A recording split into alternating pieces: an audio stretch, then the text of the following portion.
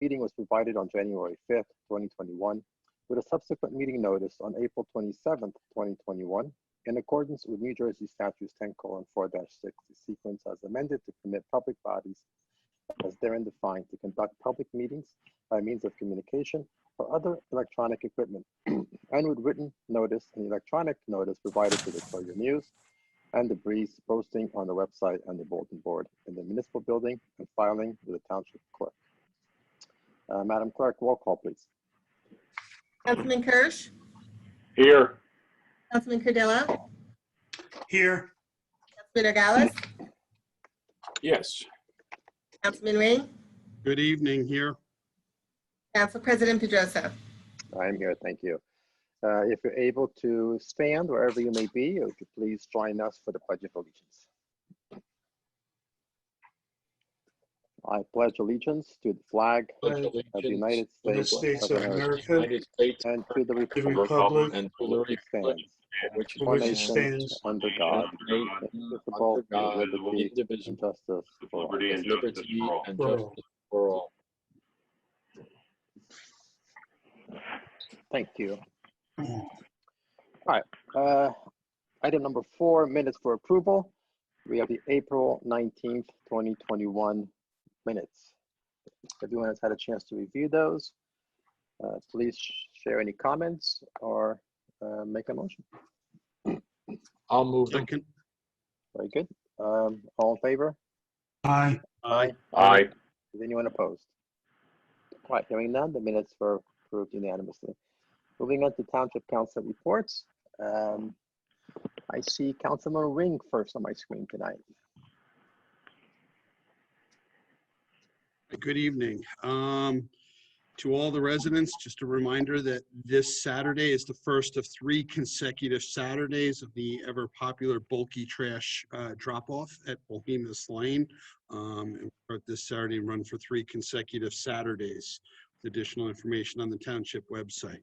A week ago, I was fortunate to participate in a ceremony held right outside of municipal building on a dedication of a tree to honor all of those who have been impacted in Bridgewater by COVID-19. And along the lines of COVID-19, happy to hear that New Jersey is finally going to take a big step in trying to move further towards some normalcy by lifting several restrictions.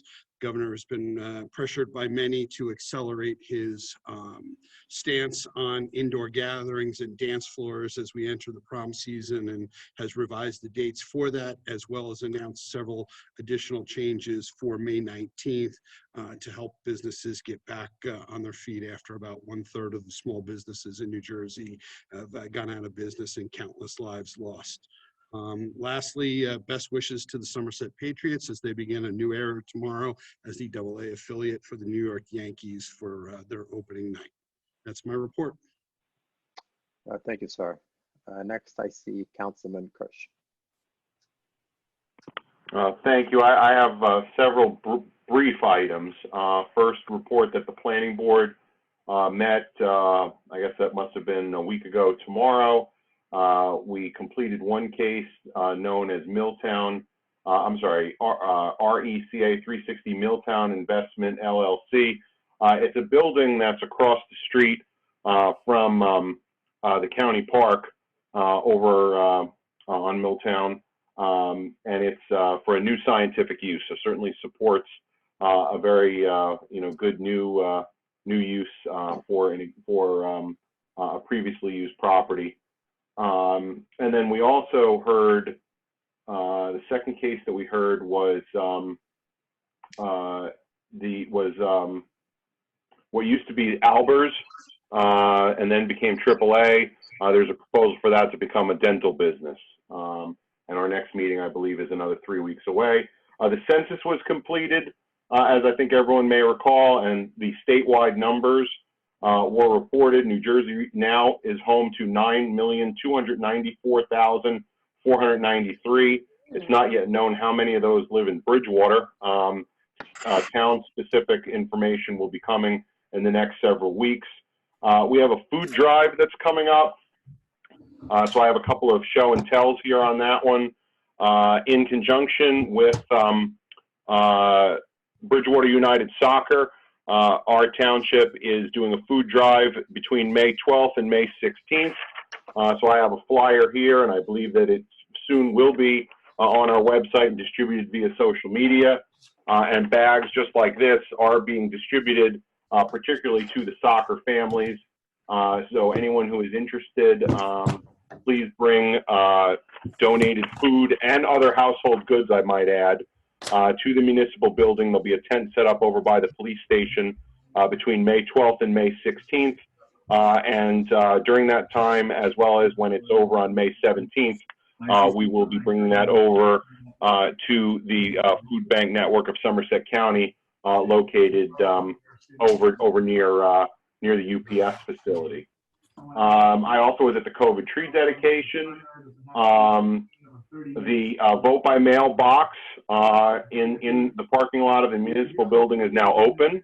Ballots for the June 8th primary, those wishing to vote in the Republican or Democrat primary, those ballots are out for those who are on the permanent list, and there is still opportunity for anyone who chooses to vote by mail to do so.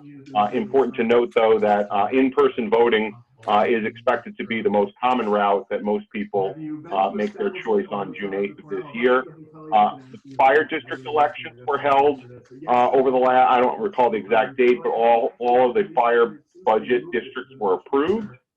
I also attended a meeting of local religious leaders that is held by our police chief. That was roughly 2 weeks ago, representing the mayor and the remainder of the council.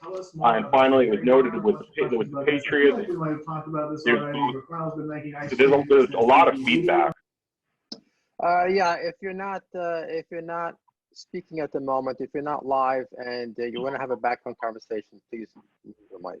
Okay, I promise this is my last one. You know, it's noted with the Patriots.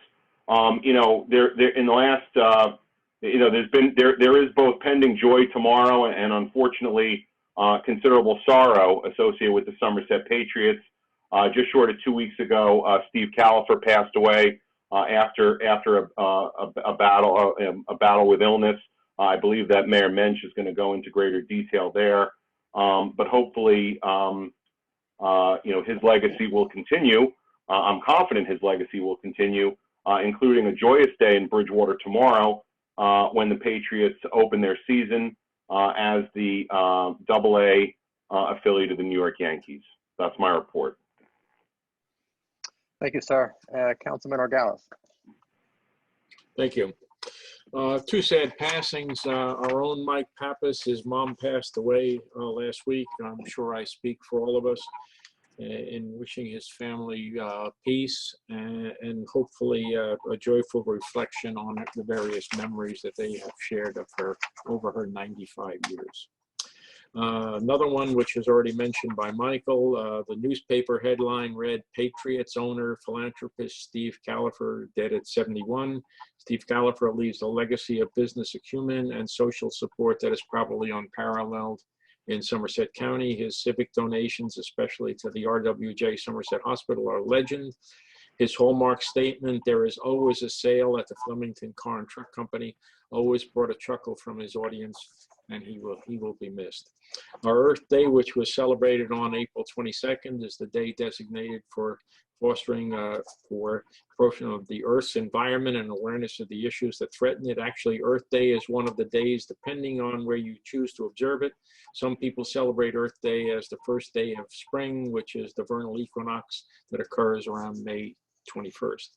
On April 24th, a tree donated by tree activist Barbara Ronka was dedicated in commemoration of those Bridgewater residents and families who were impacted by the COVID pandemic. It was planted by the entrance to Kidd Street. On April 26th, I was one of 80 people who are being interviewed to provide input and suggestions on a new campaign by RWJ Somerset to raise $25 million in support of an expansion. Took part in a review last week of the underwriter's letter for the bond rate review, which we'll hear more about. I attended the Hindu Temple kickoff of their COVID vaccine program, which was open to the public for both reservations and walk-ins. I arrived early and was given a tour by Community Affairs Committee Chair, Mr. Niran Chandri.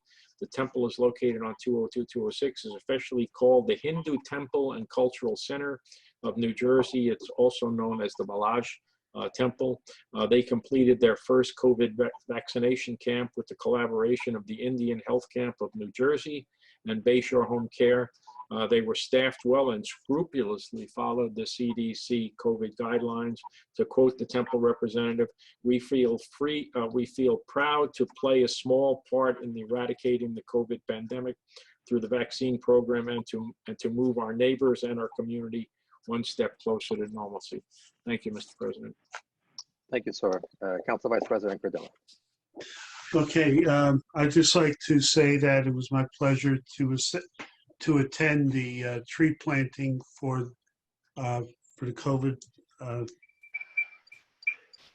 people, and also I want to thank everyone who participated in the fire district elections this past year. It was difficult with the mail-in ballots and voting in public and all that. But I think what's getting past the difficulties of the election itself, I'd just like to stress how important it is for the residents of Bridgewater to support their volunteer fire and rescue organizations. Thank you. Thank you, sir. Okay. I have a short report. I also attended the COVID tree dedication. Certainly took time to remember how this disease, this pandemic, has touched our country, but also certainly touched our community here. We've had our neighbors that were had loved ones passed away, others that were sick to this disease. We're not out of the woodwork yet, but progress certainly has been made. But just important to remember all those that of our community that passed away. And I think if anyone is listening and you happen to be around the town hall or walking to the playground area there, the tree is very close to the playground. It has a plaque there, and you can probably take your time there and reflect upon your own personal experiences and others around that how they were impacted by COVID. I like Councilman Norgalis. I too attended the Hindu Temple and Cultural Society's COVID vaccine program this past weekend. It certainly looked like a success. Councilman Norgalis was very detailed in his summation about the event itself, so I'm not going to repeat it. I do want to thank Mr. Niran Chaudhry for his hospitality, for taking the time to give me a tour of the community center, and also for running a program that has certainly very, very useful to our community. So thank you for that. Also, by the way, the Hindu Temple and Cultural Society has a fairly large community center there, and it has several halls that are available to rent by anyone in the community. You don't have to be a member of the temple. You don't have to have any particular religious affiliation. They accept events there from all different religions. Really, I mean, they have an amazing facility, large banquet rooms, a full theater, and all sorts of things. So just something to keep in mind. I do want to also share my condolences. We've had unfortunately, several people that have passed are connected to our township here. Mr. Winiger Mr. Winiger, as well as Mr. Pappas, our administrator and assistant administrator both unfortunately had family members that have passed, and also to Mr. Califer's family. I certainly express my condolences to all of you and your families, and may God be with you during these times. And good luck to the Patriots tomorrow. I'm sure Steve will be watching from above and rooting on his team. I know from a personal experience that he loved the Patriots, and I can see him up there just cheering them on. So good luck to the team. That's my report. So we move on to, let me see. Let me open up my agenda here. Mayor's report. Mayor Mensch. Thank you, Council President. A few items for tonight. First of all, I wanted to join in the comments already mentioned regarding the passing of Steve Califer. There's very few individuals, I think, certainly in the modern era, who have had more of an impact on our community than Steve Califer, from the Patriots, the impact that that's had, to all the philanthropic activities for which he participated, and hopefully his family will continue in his honor. Certainly unfortunate that he won't be able to join everyone tomorrow for opening day, but certainly tomorrow will be a celebration of some of his accomplishments, including the major accomplishment of the recent past of getting the Patriots to be affiliated with the Yankees as their AA minor league team, which really is incredibly important to Bridgewater.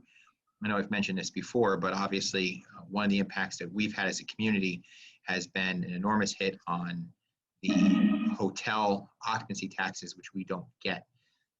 Hopefully that the presence of the Yankees and the partnership with them and with the Patriots along with Bridgewater will help us to continue to increase tourism with Patriots Stadium. That will of course help us with hotel occupancy taxes as people hopefully come out and stay and shop in our community. So it's really important for us, an important partnership, and I know we'll all miss Mr. Califer and everything that he did for our community.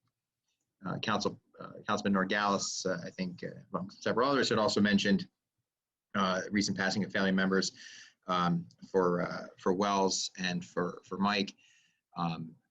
As everyone here knows, I know I'm speaking to the choir, but there's I don't know if there's any two people, or they're certainly among the top two people that just work unbelievably tirelessly for the township. I know you all see it day in and day out with all the work that they do, but for the public who may not see it all the time, these are incredibly hardworking public servants, and we grieve with them in the loss of their family members, and even during their time of grieving, they were still continuing to worry about township matters and handle township business, which is just a testament to their dedication. And we give them all of our prayers and support as they go through their own time of grieving with their families. We have a couple items tonight I'll speak about when we get there. I do want to mention, of course, we had the COVID-19 memorial dedication. We kept it to a small event, which is now available on for live stream. Live stream. It was available on social media. We were not able to live stream it. Mr. Wininger was missing because of death in his family that day, but Mr. Pappas still was able to fill in, not quite as ably as Wells could have done, but he was able to at least tape the event so we could put it up on social media later. I really want to take a moment, though, in particular, to thank Barbara Ronca for the tree dedication that has allowed us to create a very nice memorial for residents who are out there. If you haven't seen it yet, it's by Kit Street, and there's a very nice tree that we've planted and a beautiful plaque. And Mrs. Ronca has been very supportive of this effort, including the donation. We had, of course, originally thought we were going to do this a long time ago when we were talking about a 2-week curve flattening, and we thought that this would be more temporary than it obviously has become. But now, after a year, we thought it was the right time to do that. And it was a very nice ceremony. It was short. Again, it's available on social media for those who want to watch it.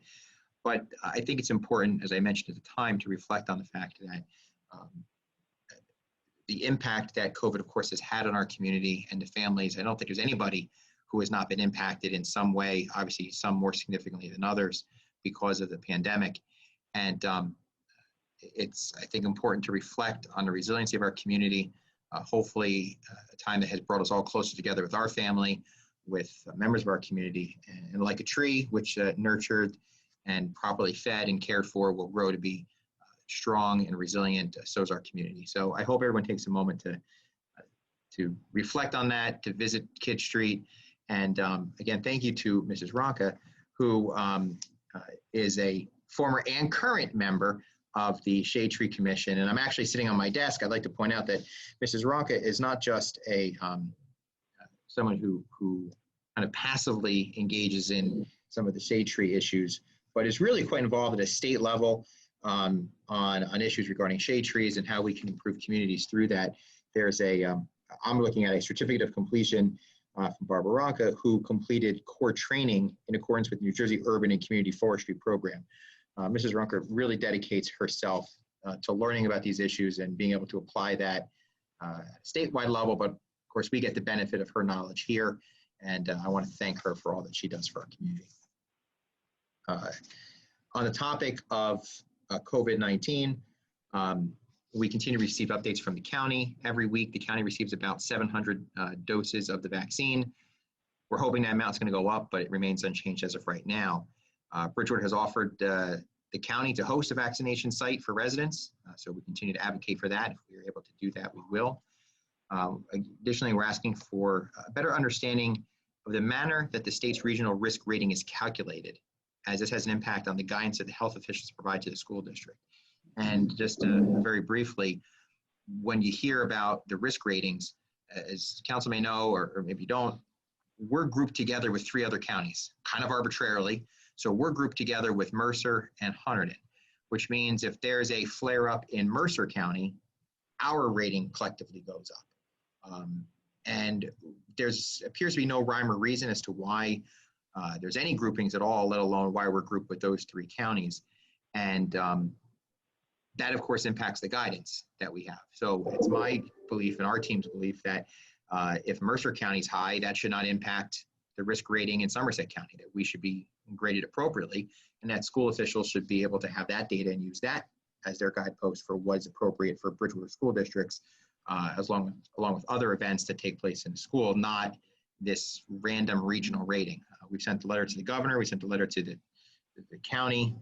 Senator Doherty has joined in our letter to the governor, asking to the health commissioner, asking for more information as to why this system has been utilized with regard to risk ratings. So we continue to work on that. Christine Madrid has been working very diligently to put together some data for us that once we have compiled, we'll try to make put it together in a way that's easily to understand and make it available to the public, and hope that that information can be used as guidance to our state officials as they move forward with their COVID-19 regulations. Councilman Ring mentioned that there was some relaxation of some of the standards today. I haven't had an opportunity to review that in detail, although certainly any improvement is helpful to our businesses, to our school events, to all the various functions that it impacts. I continue to remain somewhat skeptical that it appears to be somewhat arbitrary as to how they pick and choose winners and losers in the COVID regulation lottery, so to speak. But any improvement at least is a step in the right direction, and we'll take a look at that in closer details to see how it impacts us further in Bridgewater. That is my report for the moment, Council President. Thank you, Mayor. I also, it's just FYI, I'm sure you all received an email from the county today, and it looks, according to the county, the stats show that 50% of the county adults have been vaccinated, and 70% have at least received their first dose. Council President, I'm sorry, I did have one more add-on item to my report very briefly. On May 8th, there is a well water testing kit pickup for those residents who have well water. If you come to Municipal Building between 9 a.m. and 12 noon on May 8th, You can, if you want to pick up a well water testing kit, it's not free. There's minor fees to it. But we certainly recommend that folks, if you're not checking your well water, that you do so. There's more information. This is a partnership with Raritan Headwaters Community Well Testing Program. Wells, I'm sure, already has the information on our website. If not, it will be available to the public, that information. But it's May 8th, 9 to 12 at the Municipal Building. Basic kit is $60. Arsenic is $35. Lead is $25. Radon 50, gross alpha $80. Thank you, Council President. Thank you, sir. Okay, moving on to item number 7. We have a special presentation this evening. The Girl Scouts in the house, Troop 60782. Mr. Winiger, you went to Yeah, make a formal introduction? I'm going to stop sharing my screen. If Sarah, if you want to turn on your presentation and take it away. Great, thank you. Let me go back a bit. Sorry, guys. Okay. Hi, everyone. This is Sarah De Jesus. I'm a troop leader for a local Bridgewater Martinsville Girl Scout troop. We're 60782. We want to talk to you about Project Fun, named by the Scouts, and want to just introduce ourselves to you. So as I said, we're the Bridgewater Girl Scout Troop 60782. Myself, I am one of 2 leaders. Everyone else, go on and introduce yourselves, please.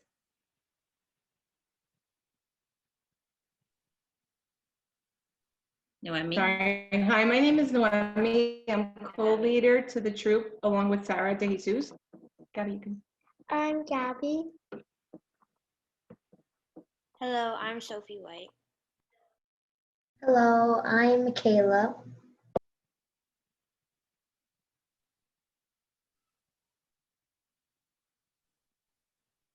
Okay, so I'll just go ahead and introduce the other girls. We have Juliana De Jesus. We also have Julia Wild and Annabella Mastro Pasqua, who I don't think is attending tonight.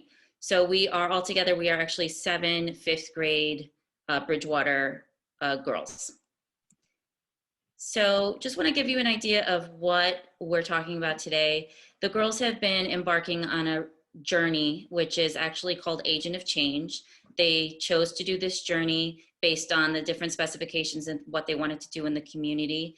They've been working on it since January. It's a long process, but they end up getting actually 3 awards.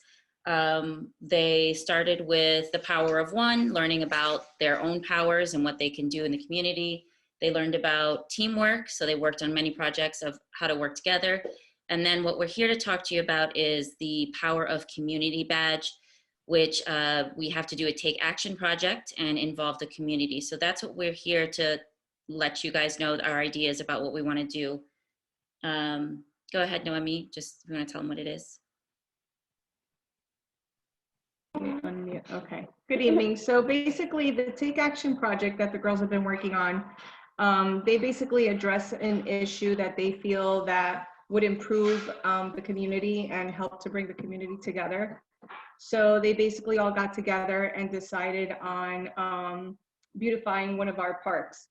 So this is like something that's going to bring the community together when they go to the parks. When parents go with their kids, they get to enjoy some time there, do an activity with the girls. So basically, they all got together and decided to do a mural like on the pavement, and then the girls are going to be explaining what they're going to be doing with that. Okay, so the first slide, we're going to talk about why they chose this. Like Noemi said, it's basically a permanent obstacle course on pavement in one of the parks. So, all right, I'm going to have the girls just go ahead and explain why. Sophie? So 2 reasons. So some reasons why we decided to do this is because it would provide more outdoor family activity. So it people would have more fun while siblings were doing other things, and in this case, playing baseball. And it also promotes more physical activity. So instead of just sitting on the couch all day, kids actually get to run around and do something fun. That's also like an exercise. And Sophie, you can do the last two as well, please. Also, it's a distraction from screen time. So instead of just like playing on a device or something, they could run around and just do what kids do. And it's safe and fun for all ages. Not only kids can do it, but adults can do it too if they can. Great. Okay, and Juliana, this is your slide. Talk about where.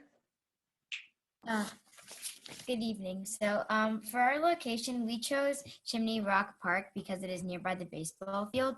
The reason that it's important that nearby the baseball field is while most kids have children have siblings, so while the siblings are playing playing their sports, the kids have something safe and fun to do while siblings are playing their sports games. In this case, like Sophie said, baseball.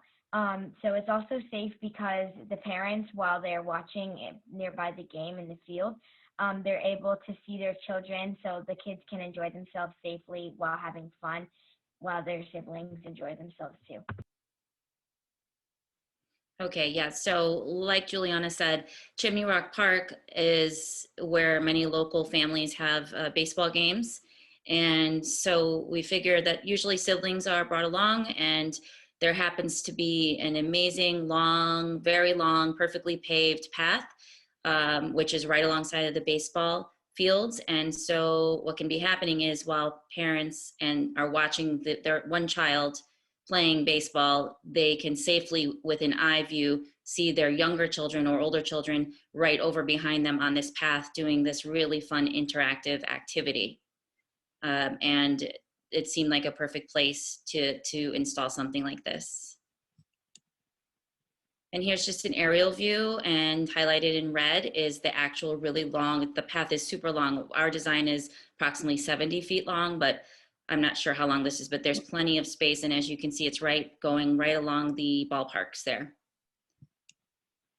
Okay, and then let's move on to how. So girls, Gabby, if you want to go ahead and talk about how we're going to accomplish this. Good evening, my name is Gabby and I will be telling you the how. So the way that we are doing the project is by each girl is created a design, and we're gonna put it on the pavement, and Mrs. Stephanie Monek is helping us with her knowledge of art, and she's gonna help us with the painting part. Great. And Mickey? I don't know if you saw. So Mickey, I'll just go ahead and tell them. So all of the paint that's going to be used is highway paint. So this is very permanent. It's going to last a long time, and our troupe has dedicated themselves to basically touching it up as needed throughout the years. It should last quite a long time though, and this is a sustainable project, so they're going to keep this up. The highway paint that we are going to be using is being donated by the Ricciardi brothers of Greenbrook. They've been very generous and have offered to donate 6 gallons of paint for our project.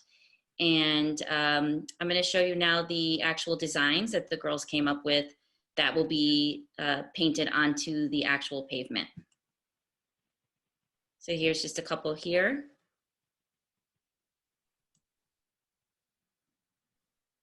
And there's a few more. And here's so that you can see it actually mapped out. Like I said, it's approximately 5 feet wide and 70 feet long. And as you can see, there's a start and finish.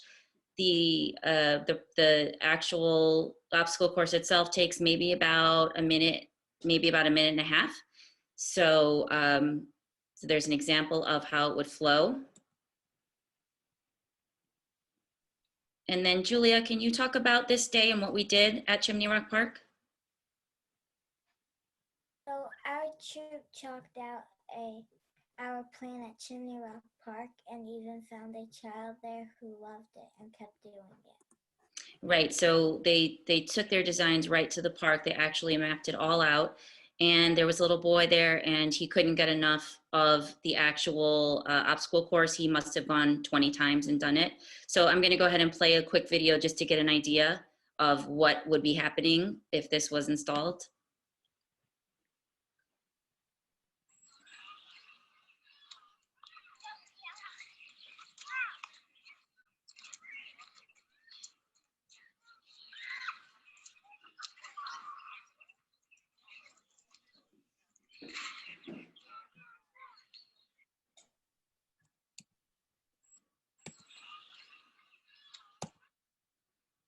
Okay. So here we are just talking about getting the word out about the project. We've had different task force and some of our girls have actually started creating a website. It's a Project Fun website. It's under construction, but we should be done with it very soon, probably within the week. It's just all the steps very similar to what this slide show is, all the steps showing the girls in the process. We have lots of fun meeting pictures. Like I said, this has been being planned since January. We also had one of our Girl Scouts who designed the Project Fun logo, which was at the start of the presentation. This can be used for social media, Facebook, anything that we could link directly to the project so that everyone can understand what this troop is doing for our community. And then, Noemi, if you don't mind, just. Okay, you want me to Yeah, just say how tell we me reached about it. out to the different, how they're going to be reaching out? Well, they're still waiting to hear from some people back, right? We're still waiting for like the Bridgewater magazine. Yeah, I know actually, some girls. actually they did so the girls did reach out. They all contacted themselves. They contacted these different resources in the community and they've all agreed to do stories and write-ups and even a photo shoot on the troop and during the whole process when the painting begins and the installment happens of the project. Okay, so as soon as the girls have everything together, they're going to be contacting them again. Exactly. They're all very interested in this project. So that's all, everyone. Thank you so much for hearing about Project Fun, and we hope that you like it and that you think it's a great idea and that everyone can enjoy it as much as we have. Thank you. Wow. Fabulous. You guys did a great job. Thank you so much for doing this. This is going to be a great addition to the community. I have 4 kids. 2 of them are very little and 2 are in high school, but they're really going to love jumping around on your painted sidewalk. So actually 2 of my girls were Girl Scouts. One still is. One's a freshman in high school and she's still active with the Girl Scouts. And I know she spent many hours cleaning up with the Girl Scouts, the Chimney Rock Park and other parks in town. So the girls do a lot of good work. So thank you for everything you do. Girl Scouts is a great organization. Thank you. Yeah, thank you, troop leaders, and for all your time that you put into this, and all the moms, and a lot of work, a lot of time, but worth it, very worth it. Anybody on the council wish to say anything? Mr. Council Howard, President, Philippe, before- I'd like to thank the leaders and the girls who are members of Troop 60782. Thank you for presenting a nice project, and look forward to the completion and taking a walk down the trail. Thank you. Mr. Council President, it looks like one of the Girl Scouts, Michaela, has her hand up. Sorry, you broke up for me. I'm not sure if can you say that again, Councilman Ring? Michaela, one of the Girl Scouts, had her hand up. I don't know if she was looking to add a comment. Yes, can I just go through the obstacle courses, please? So first we incorporated the Girl Scout logo at the start for my slide. And then second, we incorporated the hopscotch, which is always fun. And we wanted to incorporate some old school. And then third, we wanted some kids to follow lines. So We added balloons at the end so you could jump and pop it. And then we have spin 5 times and remember to keep your balance. And then next we have jump on each paint splatter, which can be very fun and avoid stepping on outside. And then last but not least, we have running on the yellow arrows and then jumping to the finish line. Thank you. All right. Thank you for sharing that, Michaela. Great, thanks a lot. All right, anybody else on the council? Yes. Mr. President? Councilman Kirsch, go ahead.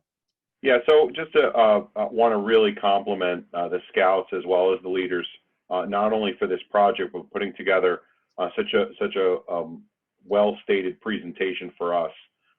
Certainly a great testament to your leadership and to your hard work. One takeaway I want to note is as you get publicity for this wonderful project, I want to make sure that you remain in touch with Wells Winiger, and he will be able to provide some incremental boost for your efforts by making sure that through our township social media that we also share this great example of community work. So, Thank you. you know, all in all, you know, just a great presentation, a nice addition to our community, and certainly a great accomplishment that has been undertaken during very challenging times. Thank you. Mr. President, ladies, wonderful job. Really, really impressive. Obviously, a lot of work went into this on the part of the young ladies of the troop, and I want to thank their advisors. I know how much work, blood, sweat, tears you put into this, and honestly, it shows. Now, if while you're getting ready to do that work, you encounter any parts of that walkway that might need a minor repair or something, be sure and tell Mr. Winiger that, and we can make sure that the pathway that you're going to use is safe and doesn't have any holes or nicks or anything like that. So again, thank you very much on behalf of the entire community of Bridgewater for the spirit and the energy you put into this project. Thank you. President, if I may also add my sincere gratitude to Troop 60782 for this project. There was one thing I noticed on the design that was missing, and hope you guys will consider somehow incorporating into the design the fact that this work was done by Troop 60782. I think you guys need to somehow include your troop into that and take recognition for that. I grew up across the street from Chimney Rock Park and still have family there. So please, when you guys are starting to do some work, let Mr. Winiger know. And if I happen to be visiting family, I'd be more than happy to stop by while you guys are working. So thank you. Thank you. Mr. Council President, I'll just add briefly my congratulations to the girls on a wonderful presentation and project idea. I spend, as I mentioned to my council colleagues before, my son plays 8U travel baseball. I spend an enormous amount of time at baseball fields in Bridgewater, more time than I ever thought I would be spending at baseball fields for an 8-year-old, including Chimney Rock Park. So my 6-year-old and my 4-year-old will certainly really appreciate the project when it's completed. And I'm partial to the assistant advisor, Ms. Stephanie Mensch. So I have a special place in my heart for this project. So good luck, girls, and thank you for your presentation. Thank you. Okay, great. Thank you all. Great job. Have a great night.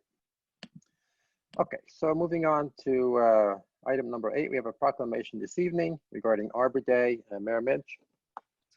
Thank you, Council President.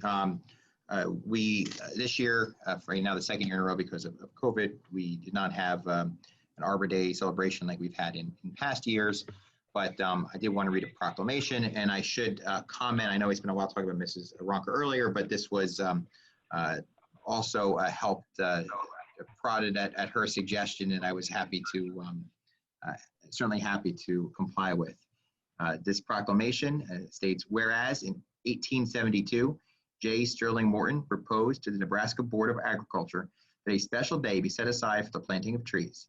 And whereas this holiday, called Arbor Day, was first observed with the planting of more than 1 million trees in Nebraska and now observed throughout the nation and the world. And whereas trees can reduce the erosion of our precious topsoil by wind and water, cut heating and cooling costs, moderate the temperature, clean the air, produce life-giving oxygen, and provide habitat for wildlife. And whereas trees are a renewable resource giving us paper, wood for our homes, fuel for our fires, and beautify our community. And whereas trees, wherever they are planted, inspire environmental respect and appreciation. And whereas Bridgewater Township has been recognized as a Tree City USA by the National Arbor Day Foundation and desires to continue its tree planting practices. And now therefore be resolved that I, Matthew C. Mensch, Mayor of the Township of Bridgewater, do hereby proclaim April 30th, 2021 as Arbor Day in the Township of Bridgewater and urge all citizens to celebrate Arbor Day and to support efforts to protect our tree canopy and woodlands. And I urge all citizens to plant trees to gladden the heart and promote the well-being of this and future generations. Well Thank you, said. Mr. President. Very nice proclamation. Thank you, Mayor Mensch. Moving on to item number 9, meeting open to the public. Is there a motion to open to the public? So moved. Second. Second. All in favor? Aye. Aye. Opposed? All right, hearing none. This is where we open the meeting to the public. I'll read the initial notice here. Members of the public wishing to address the council on any matter will be allowed to provide public input via electronic transmission, with all comments to be read into the record unless there are unusual circumstances. Also, anyone that's going to be addressing this council live should know that we have a custom of allowing up to 2 minutes of comment unless there are unusual circumstances. For the public, be aware that item number 12A, the introduction of the ordinance pertaining to the removal and preservation of trees, has been removed from our agenda. If you wish to comment regarding any matter, you may do so during the public portion. If you wish to comment regarding item 11A, which is an ordinance up for final action, this would be your opportunity to provide any type of comment to this governing body. We will not open the public comment for item 11, the ordinance for final action. As we have customarily done during these virtual meetings, we will pause the meeting for 2 minutes to allow Mr. Winiger to finalize the public comments that he's been receiving, and also for any last minute, to check for any last minute submissions. And so we will resume back here. It's 8:18 now. Let's do 8:21. So we'll come back at 8:21. Thank you. For those members of the public that are out there to wish to make a comment, you can use the raise hand feature to give live audio comments. You can also use the Q&A feature for written comments. Just make sure to include your full name and address.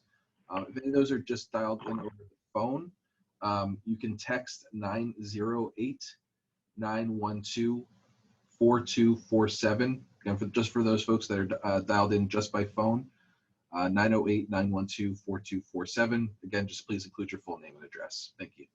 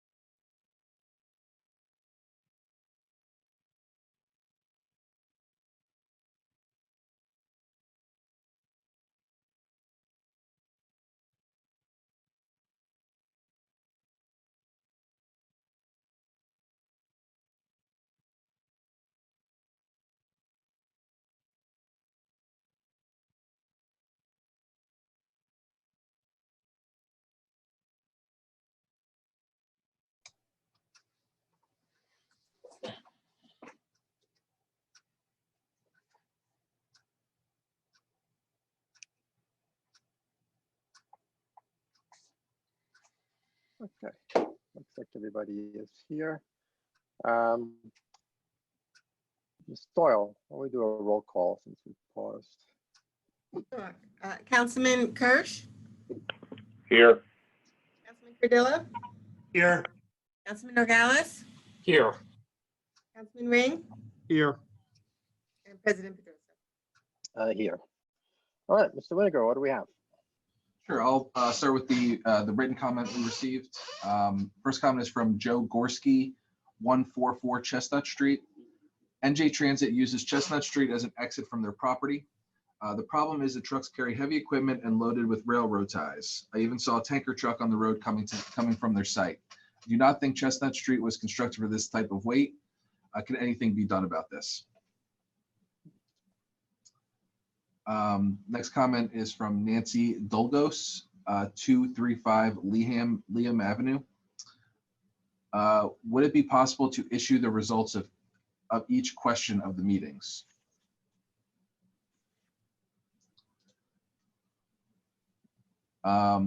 Next comment is from Barbara Ronca, 115 Timothy Place, Bridgewater. I would like to thank the mayor, the constituent office, and the council for memorializing the Bridgewater COVID-19 victims and their families at a tree dedication on Saturday, April 24th. We are a large town with a large number of COVID deaths, 104 plus, but we as a township have a large heart. May we never forget this moment in time, and may we be all stronger because of it.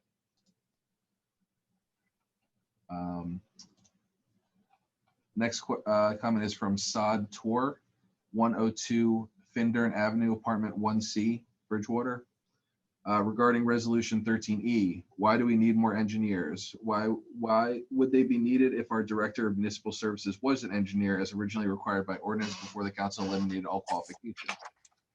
How were these firms or resources hired? What are the contracted amounts? Were they bid? If so, were they the low bidder? This is the same commenter. Regarding resolution 13F, why do we need more planning resources? How do you get on such a list? Were they bid? If so, were they the low bidder? What is the allowable connection between the vendors and selected campaign contributions? Next commenter is Jennifer Fagley, 1600 Vossler Avenue.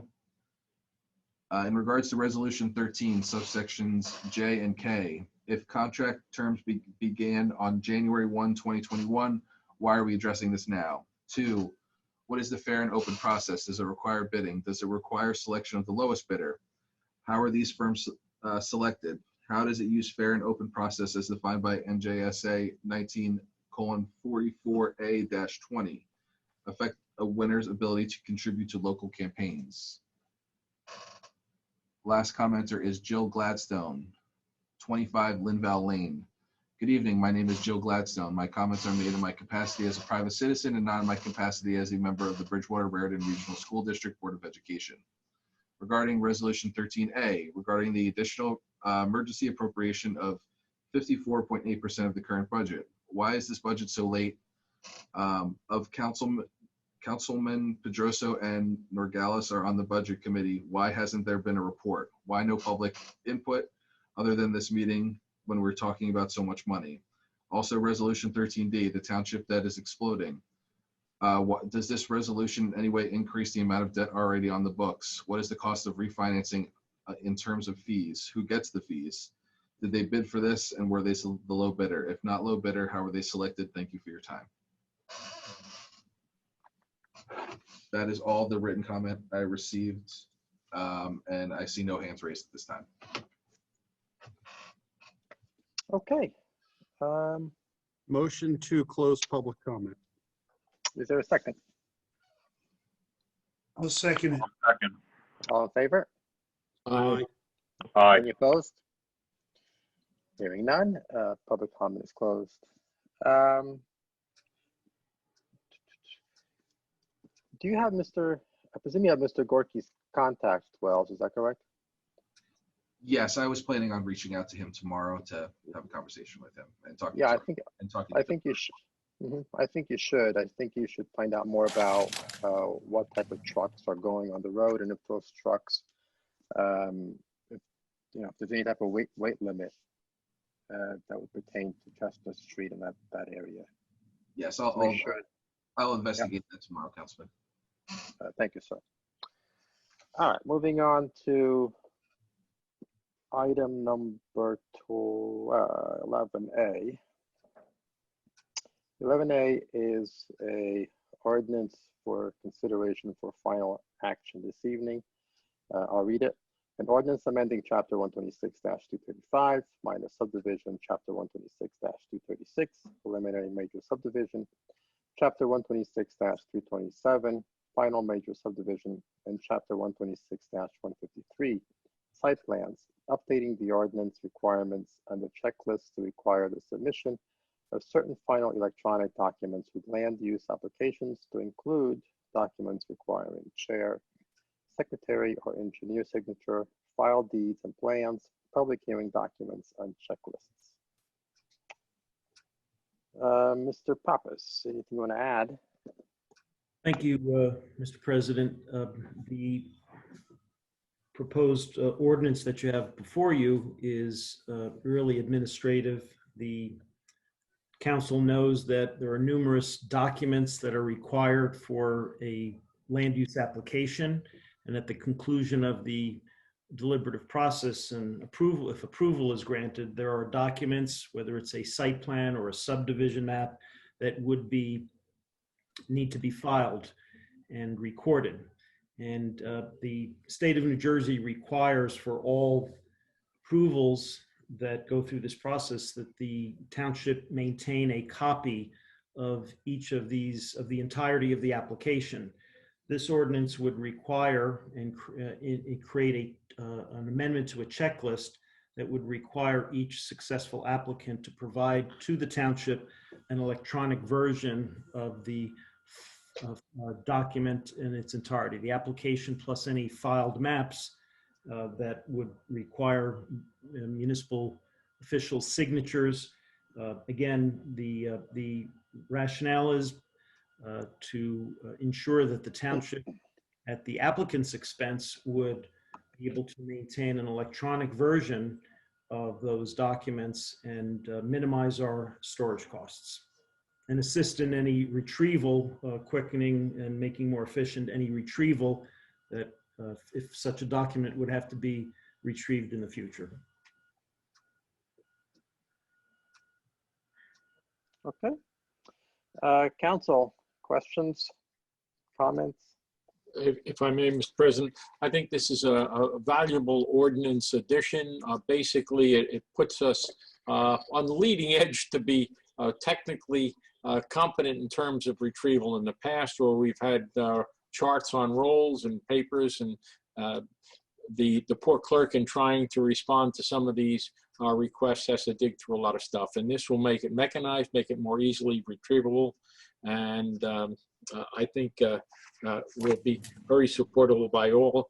And if there are no additional comments, I would move for the final adoption of Ordinance 11A. I'd like to second that based on the significant improvement with electronic documents. I think it's a move we need to make, and I would second Howard's motion. Okay, does anybody on the council wish to provide any comment? Mr. President, just a brief comment. You know, I am our representative to the planning board. I sat for 8 years on the zoning board. Any instances where we are making the application process ultimately more efficient is a good thing, and I intend to support this final action for this ordinance. Okay. Okay, anybody else? Not, we'll do a roll call. Councilman Kirsch, Yes. Councilman Cardilla, Yes. Councilman Nogales, Yes. Councilman Ring, Yes. President Pedrosa. I concur with my colleagues. It's a yes. All right. We have removed 12A from the agenda.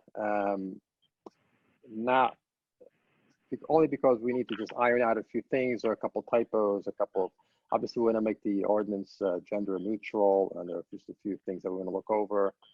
And so we're going to bring it back when it's ironed out, probably at the next meeting. So we're going to move on to 13 resolutions. All right. 13A, the resolution providing for an additional emergency temporary appropriations for the current fund of $273,000, bringing the 2021 temporary appropriations to 23.7 million, which is 54.8% of the 2020 budget. So I will pass this on to Mr. Pappas to provide any comment. Thank you, Mr. President. As the council knows, the township has yet to finalize a budget for the entirety of the calendar year. We have been working on a temporary budget, which local units of government typically do. The length of time has been longer, primarily more recently because of the funding that we are expecting to get. We've been told we will be getting from the federal government through the state government. Unfortunately, one of the more frustrating parts about this process has been the state has yet to provide guidance through the Division of Local Government Services, which is their role to provide guidance to local units of government like Bridgewater Township. May 11th is the date that the funds are to be distributed from the federal government. For those counties and municipalities that have a population of over 50,000, they will be receiving the funds directly from the federal government. But those of us in Bridgewater that has a population of fewer than 50,000, those funds will be provided to the state, and the state has, I believe, up to 60 days to provide the funds. However, we're expecting that by the 11th of May, we will have that guidance. Why that's important for us, and again, I give you that background because the funding that Bridgewater Township is to receive over the next 2 years is just over $4 million. The only requirement that we're aware of is that 50% of it would be available for this year and the other half in next year. In other words, the entire amount would not be available in 2021. We expect that there will be some guidelines, some limitations placed by the state. We have no idea what those are. I participate with most other municipalities in Somerset County with a weekly call that the county sponsors. Originally, it was just to focus on the COVID-19 pandemic and county and municipal government's response, but it really has become a broader discussion. And this has been typically, probably over the last 5 to 6 weeks, one of the main agenda topics. Frustration that I have expressed and others have expressed about the waiting that we are all undergoing and the difficulty that that is causing municipalities in budget planning, something that we do each Thursday. The federal office holders, representatives that are on the call, they have not been able to provide guidance, but it's really the state local government services office through the Department of Community Affairs that's responsible.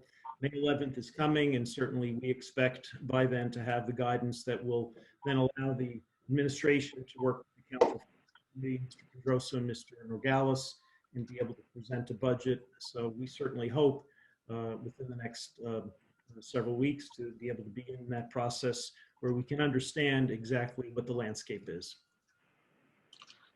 Mr. President, if I may, I would think I could touch base for both you and I and Mr. Pappas in our frustration with waiting for information from the state. It is like trying to push a string. It is not possible. And we have to be somewhat patient, but we are as anxious to get on with this budget as anyone else who's on this call. Thank you. I would just ditto that. I share in the frustrations with dealing with the state not providing us the much needed information and so we can finalize our budget. Mr. Nogales and I obviously maintain close contact with Mr. Pappas and the administration. And we feel confident that in the end, the budget this year will be a solid, good budget for the residents of Bridgewater. But we have to go through the process, as frustrating as it may be for all of us. And we look forward to having a budget, final budget to bring forward to the full council. Mr. President, a question on this topic. And this may be speculative, particularly because we don't know exactly what we're going to get by May 11th. But for Mr. Pappas particularly, do we have hope that we will be able to pass a budget, or candidly that any municipality will be able to pass a budget in such a time that we can issue permanent 2021, 2022 tax bills in time for people to pay them on August 1st? Or are we very likely to have a repeat of the circumstance last year for needing to do a temporary billing that then catches up in time for the fourth quarter? I certainly would hope that we would not be in the position this year as we were last year. The municipalities all over New Jersey know that these funds are coming.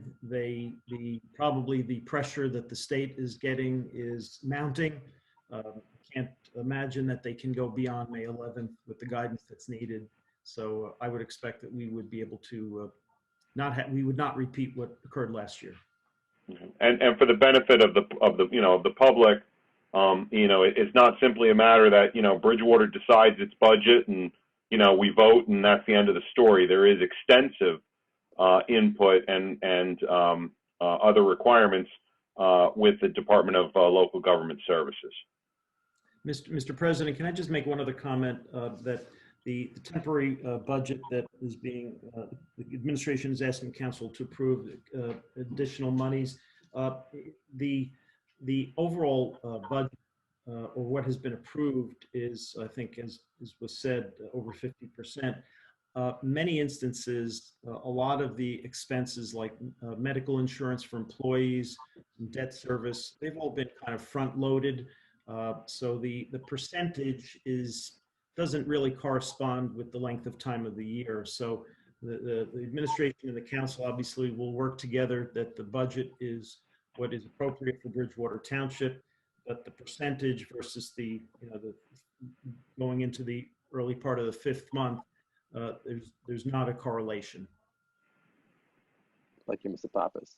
Look, end of the day, we're going to do what's best for Bridgewater residents. We're going to give them a budget that's as lean as possible and that fulfills our objectives, satisfying obligations in government.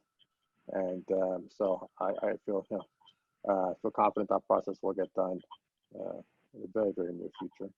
Does anyone else have any questions? Just wanted to add a comment, Mr. President, if I may. I think we heard we're slated for a little over $4 million, with half of that this year, the other half in 2022. It's also important to note that the federal guidance, the 2022 payment will not be made until at least 12 months after the 2021 payment. So some of the issues we're experiencing this year quite possibly may be on the radar for next year as well, as the federal government will not release the funds until 12 months after the first payment. While I don't like it, I think this is unfortunately a necessary evil while we wait for the state to give us further guidance. So I'll move 13A. I'll second it. And frankly, I mean, it would be irresponsible of us to pass a budget without knowing exactly what money we're getting and when we're getting it. I mean, it wouldn't be responsible of us to do that. So I think this is unfortunately the only way to do this the right way. So there was a motion. Was there a second? I second it. All right, thank you, sir. Roll call, please. Hirsch, Yes. Yes. Councilman Nogales, Yes.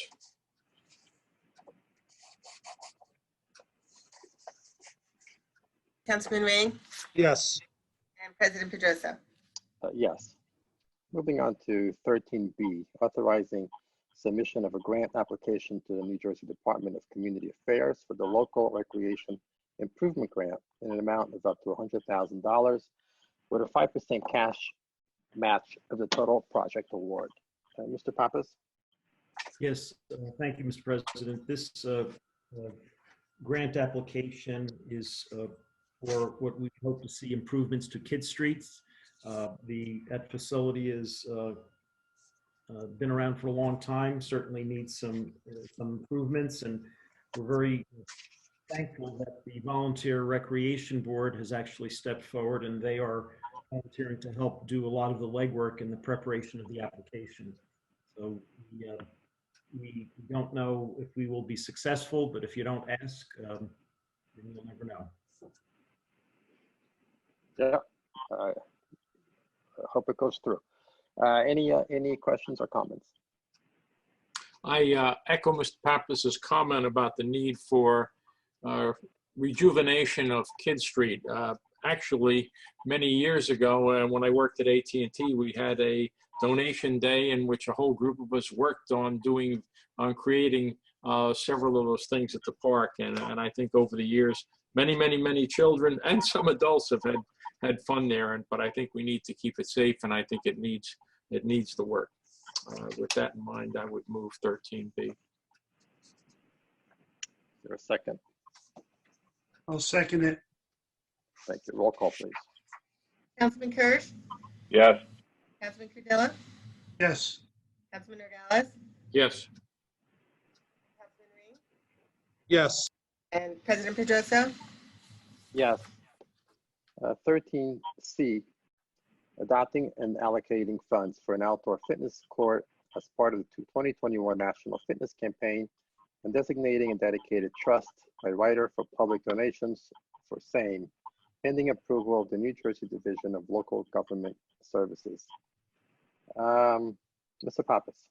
Yeah, I'd like to make a couple of comments and may ask Mr. Corsini to touch on any provision of this that his office has participated in. Christine Madrid was not able to be with us tonight, but Rachel Barrett, our recreation superintendent, I believe is on the line. So anything that I cannot respond to, perhaps one of them can. But this proposal is just that. It's a proposal. The National Fitness Campaign has contacted Bridgewater, has made a presentation. This $30,000 grant would be contingent upon Bridgewater Township raising the balance. And if we do not raise through solicitations and donations, we, the administration, are not going to ask the council to fund that. That is absolutely clear. I wanted to say that up front, that has been part and parcel of this discussion from the very beginning. This organization has facilities similar to what, although not identical to this, in nearby communities. Greenbrook Township has one. The city of New Brunswick, I think, has one or two. I know there's one, I believe, in the Toms River area. And I think that we've had a PowerPoint presentation provided to members of the governing body for them to at least visually understand what is proposed. The actual physical location is proposed for the grounds of the municipal complex, near the animal shelter and between the animal shelter and the turf field. And that is it in a nutshell. I'm wondering, Chris, if you have anything you could add, or Rachel as well. I think you said it well, Administrator. We have a couple steps along this road. This is the first. It'll allow us, the dedication by rider allows us to effectuate the purpose you described, take some donations. My office will work with the QPA to fashion a procurement remedy that works, and we will go from there. We're excited about it. There's a lot between here and the end of the road, but this is an important first step. So. Rachel, is there anything that you could add that perhaps would be helpful to the council? We would be really excited at this time. There's a big need, especially since the pandemic, but moving forward for outdoor fitness in the area. Bridgewater currently does not have any fitness courts in our parks, and we've had some asking for it. That municipal complex area is a huge location for residents to walk and be active during, practices or during the day. There's the community and residents can easily access the area, as well as, we have the SJP properties very close, and employees are, our overall goal is just increasing the fitness and activity, general wellness of our community. We're also expecting that township staff, specifically the police department, spoken to members of our police force, and they've indicated a strong interest in utilizing this for their own exercise regimen. I'm happy to respond to any other questions that you may have. Mike, I have a question. In the first paragraph, it talks about a $30,000 national grant and then a local match of $50,000. Is that supposed to be 30 and 30, or is it truly 30 and 50? I believe those numbers are correct. And the 30,000 is the grant that this organization would provide, and the 50,000 is the amount that we would need to raise, again, to make this possible. But we are not, and under any circumstances, proposing that any township funds be utilized. Thank you.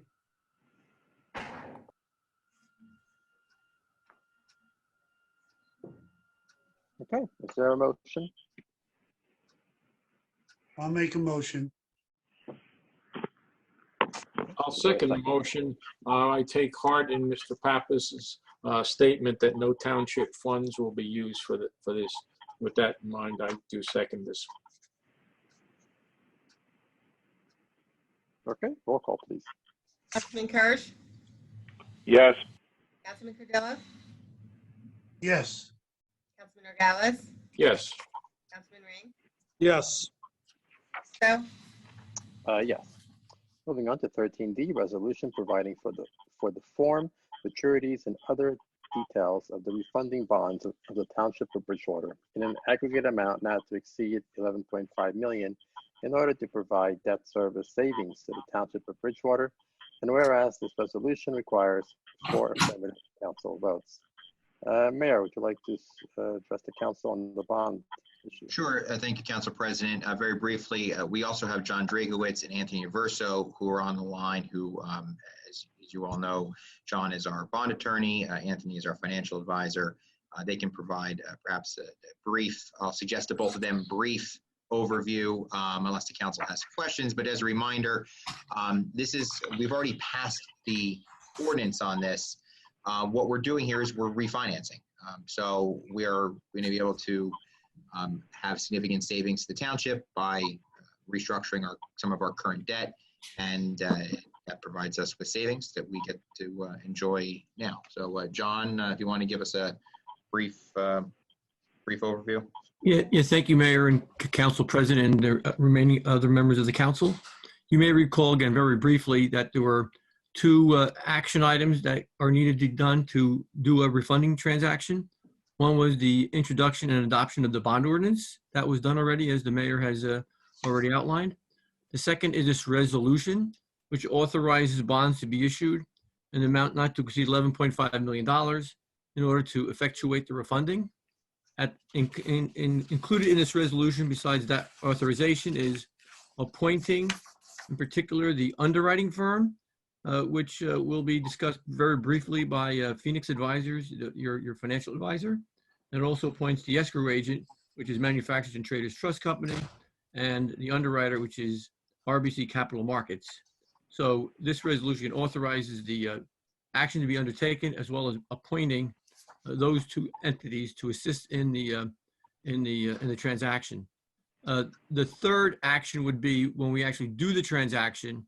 The finance director, Mr. Pappas, will be the point person along with us in terms of getting the transaction done and will obviously be informing the governing body as the process as we move forward. So even though there will not be formal action required by the board, they will continuously be inputted and provided information as we get to the sale point of the transaction. At this point, I turn it over to Mr. Inverso just to discuss briefly the selection of RBC Capital Markets as the underwriter, and perhaps just some brief thoughts as to where the bond market stands currently. Thank you. Thank you, John. Everybody can hear me okay? Okay. Yes, sir, go ahead. All right, so I want to make sure. So as John mentioned, through a process, request for a proposal process that was utilized, we analyzed the responses from 4 firms that are active in the market for underwriting bonds like the township's bonds. And RBC Capital Markets received the highest scores based on the categories outlined in the RFP. They had the lowest fee, as well as scored very highly in experience, proposed rates for the transaction, and other factors included in the analysis.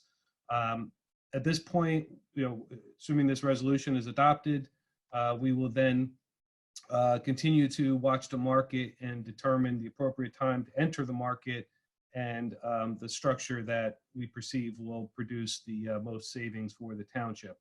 The market has been strong for tax-exempt bonds, so we are anticipating that that when we enter the market as a tax-exempt bond issue, if conditions continue, that we'll have a successful issuance. Obviously markets can change, rates will change, which will impact savings, but as I mentioned, at this point, there's a lot of demand for tax-exempt investments, so that bodes well for the township and the transaction. But we will continue to move things along and certainly keep the township officials apprised of the process and where we are and when the right time to enter the market. Anthony, am I correct that if the savings will be at least 3%? Exactly. By law, they have to, the minimum savings has to be at least 3% of the bonds being refunded. And at this point, we're anticipating that we're going to be well above that. And Anthony, if I may, based on our discussions with Mr. Pappas last week, this sets us on a course, but there's no trigger pulled at this point. The market decision is someplace down the road, depending on exactly what's happening with that market. Is that correct? That's correct. Nobody's going to go out and sell 11 million 5 bonds tomorrow. Exactly. There's a process we still have to go through to get the bonds ready to go to the market. But you're right. This is the next step in the process. Doesn't obligate the township to do anything right now, but it authorizes the ability to move forward and continue that process. And at the end of the day, the 11.5 million is a not to exceed figure. We expect that we're going to issue less than that, maybe in the $10 million range or so, 10.5 million. So it's it's anticipated to be less than that. And if less or fewer bonds are issued, then the debt statement will be adjusted to reflect the actual amount issued, and that authorization amount would be removed and replaced with what's actually issued. So we're not going to increase debt arbitrarily. We're going to issue what we need to accomplish the refunding transaction. And if I just may add one thing, just to follow up on the Mayor Bench's comment regarding savings. This resolution has a couple of thresholds in it. One is, which is that the present value savings has to be at least 3%, and that the savings have to be level over the course of the life of the refunding bonds. So you wouldn't have any real difference in the amount of savings you have each year during the refunding life of the transaction. So level savings and the 3% minimum is built into the resolution. John and Anthony, just to make sure that everyone is clear, this does not require us to do anything. You will rely upon your guidance as to when or if it's appropriate, but this is the only, this does authorize us to sell, correct? I mean, we obviously will continue to keep the council apprised, but this is the authorization that we need so that if you come to us and say the bond market's good, this is what we should do, we now have all the authority we need to do that, correct? That's correct. That's correct. So I just want the council to understand that there will not be another, this won't come in front of the council again for official action. This is the final step that we need to be able to do that based on the advice of our financial advisor. Mr. Mayor, if I may, in discussions with Mr. Pappas, it is my clear understanding that before the pin would be pulled on it, Philippe and I would be a party to those discussions. So I do not expect to approach a council meeting and find out that all of a sudden we sold 10 million bonds without Philippe and I being personally involved. Understood. I just want to make sure that the council was clear that this is the official action which authorizes the sale. I don't want anybody to be misunderstood that, that you guys were expecting some other resolution to come in front of you. But as again, this is simply to restructure the debt that we have for savings purposes. This is not, so if there's not. But the township is not obligated to do anything. Correct. If for whatever reason the decision at that point is we're not going to do anything, we can still do nothing if we so choose. Correct. What's the, is there an expiration date where if nothing happens, this resolution expires? Good question, Council President. The refunding bond ordinance is good forever, unless amended or repealed. So the refunding bond ordinance stays forever, as well as this resolution is also good for the future, for sure. Yes.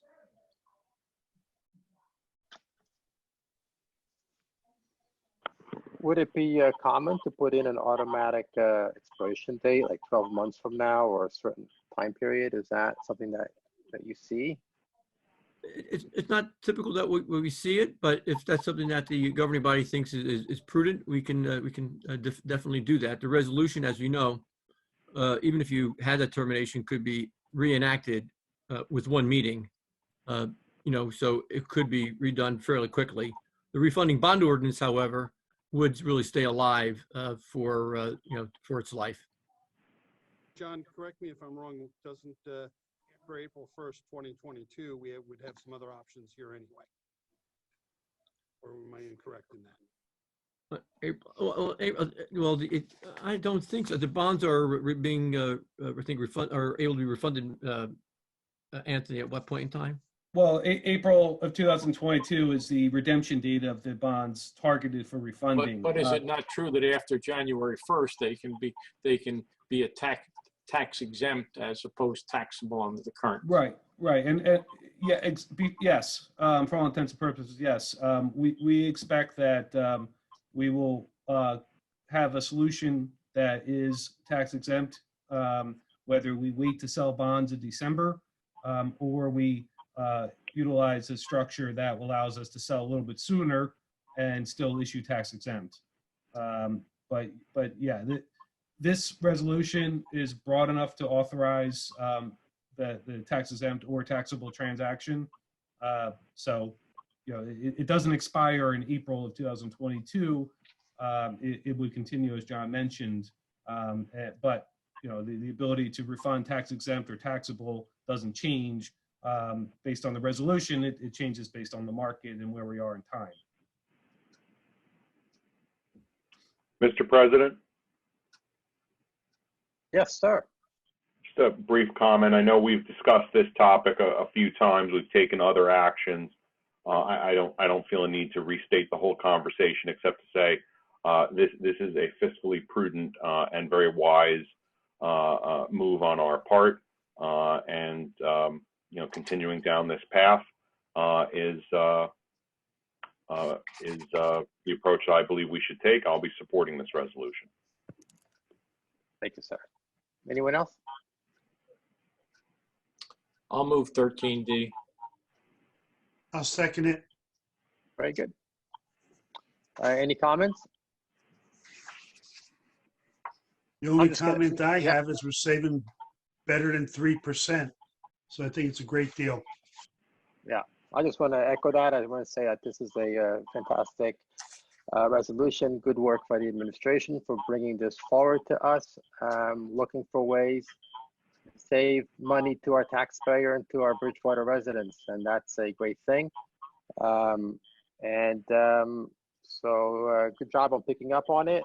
And I think end of the day, if we can, the more we can save, the better. But this is one of those resolutions that we should all be jumping up and down with joy and happy about, because it's going to save everybody money, right? So. And Council President, I just want to also thank, as Councilman Nogales mentioned, I know that the Budget Committee has had conversations about this ongoing, and obviously we'll continue to do that. So I want to thank the Council overall, but specifically our Finance Committee for both of your work and working with us on this, and for helping us to advance the ball on the finances. Thank you, sir. Roll call, please.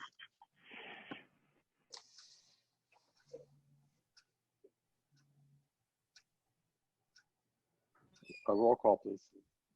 Hirsch, Yes. Councilman Cardillo, Yes. Ellis, Yes. Councilman Ring, Councilman Ring, Yes. President Pedrosa, Yes. Enthusiastic, yes. Okay, 13F. Resolution authorizing qualified vendors for various open-ended professional planning services for the Township of Bridgewater for the year 2021. Mr. Minch, Mayor Minch.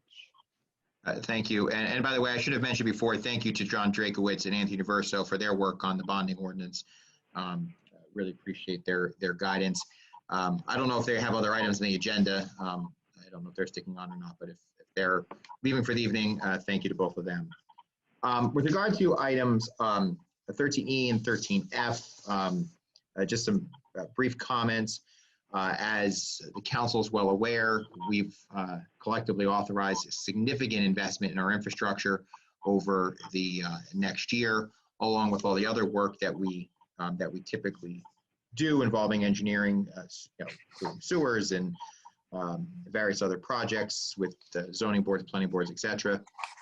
So just like we've done for years, we maintain a list of authorized qualified engineering firms that are selected through, they're all qualified through an RFP process, I should say RFQ process, which for professionals, which makes sure that they're all qualified firms.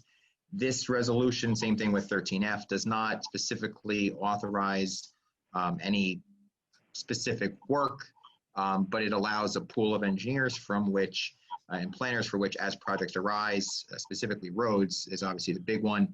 We need to make sure that we have the right set of folks available to get those projects done. So this is what you have is a list of engineering firms that meet the qualifications that was done through fair and open process, whereby we can make sure that the road work is getting done appropriately. Again, doesn't mean every firm on this list will receive work. It just means that they're qualified. And that's the same thing with 13F.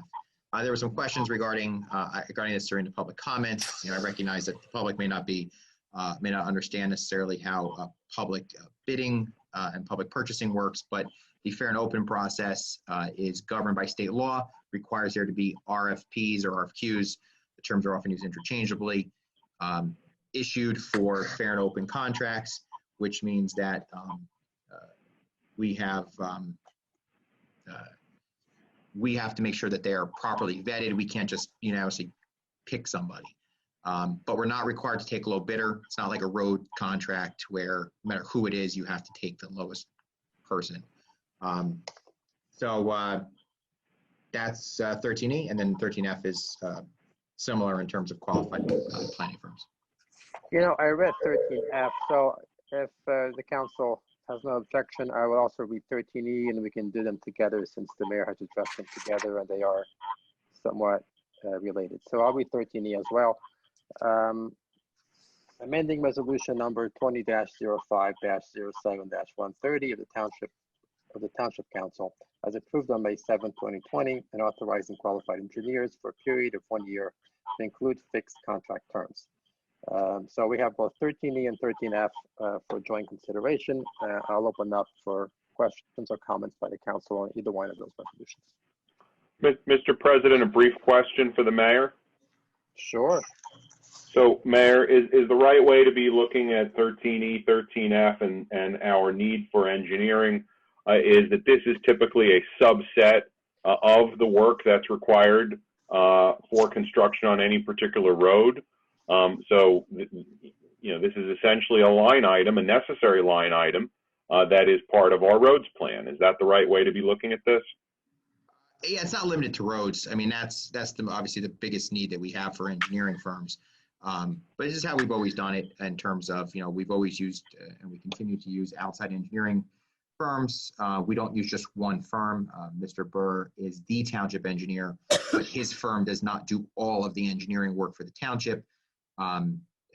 The different engineering firms do different projects depending on their specialization, making sure we have enough people to be working to accomplish all the projects and that one firm is not bogged down. And that's how we've always, you know, done it for years, and that's how we continue to do it. But focusing for a moment on the fact that roads is the considerable share of this work, more engineering work means more roads getting paved, correct? Yes. Thank you.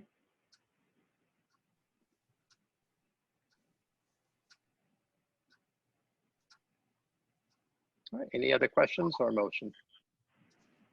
On 13E and 13F. Philippe, I'll move 13E and 13F. I believe it's a services that work very well for the township and allows us to get the lion's share of work done as we move forward. Yeah, I mean, this is the way we've done things for several years. Is there a second? I'll second. All right. Roll call, please. Councilman Kirsch? Yes. Councilman Cardillo? Yes. Councilman Nogales? Yes. Councilman Ring? Yes. President Pedrosa? Yes. Okay, 13G. No, I'm sorry, there's no G, there's no H. We want 13I.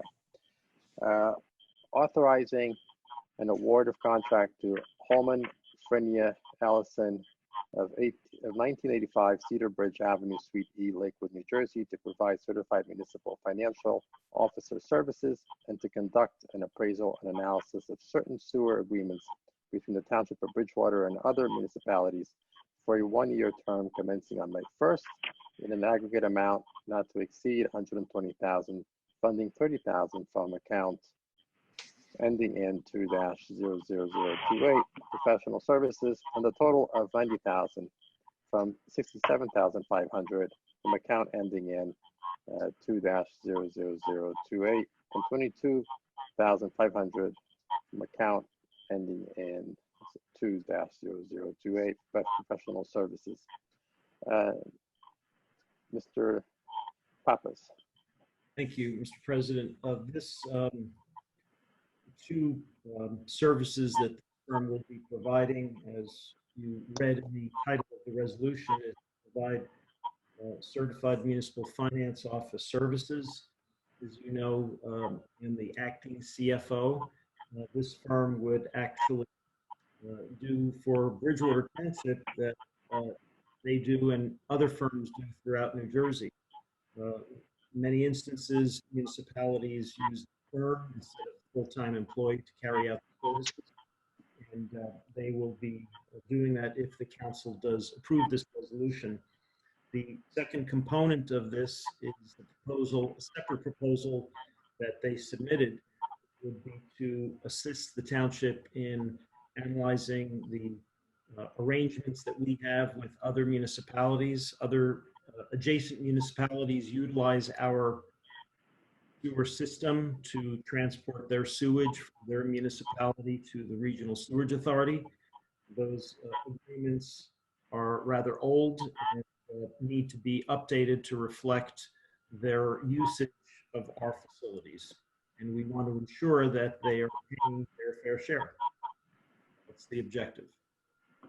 If I could add just two brief comments on the issue. Mr. Pappas has been serving as our temporary CFO since Natasha's retirement. During that time, we've done a couple different things with regard to CFO. We've interviewed twice, 2 rounds of folks, but there's not really. We were unable to ultimately reach agreements with folks that we wanted. As you know, CFOs are tenured positions if they're full-time employees, which means that folks often don't want to move jobs, especially during COVID. They'd rather take a stable position where they have tenure than move into a position where they lose their tenure, even if it's a potentially a bigger job, so to speak. And in looking at the finances of it, we felt that there's savings. Obviously, if we brought on a full-time employee at the salary level of CFO, along with all of the benefits that go with it, it made more sense financially to outsource that function. Mr. Pappas has done a great job, but as everyone knows, that was a temporary arrangement, and we would look for somebody who can provide the services full-time in a way that we're comfortable with. We were not comfortable with. We did not bring forward a candidate to the council for consideration as CFO, and this provides us the necessary services moving forward. Okay, thank you. Council. I have to say, Mayor Mensch, I think your comments make sense. If we don't have the right candidate available, I think this contract gives us the ability to see how this would work for Bridgewater. And if we don't like it after a year, we move on to a full-time person. But certainly, we have the ability to evaluate if this would be a solution for Bridgewater Township and moving forward also.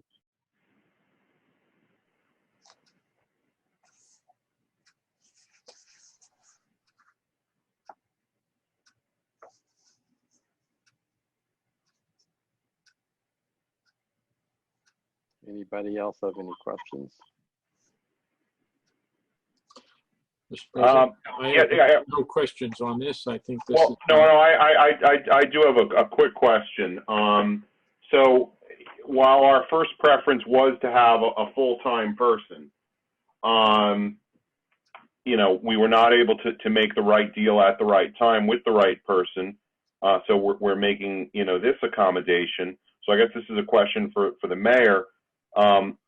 Presuming that we would do this for, a 1-year period, is this ultimately costing us more, less, or the same than if we were to bring on a full-timer, recognizing that a full-timer, it's not just salary, it's also, benefits and various other expenses associated with a full-time employee? Yeah, we believe this is going to be cheaper in the long term. As you commented, Councilman Kirsch, our initial hope was to find a full-time employee, but we didn't find the right candidate at the right price.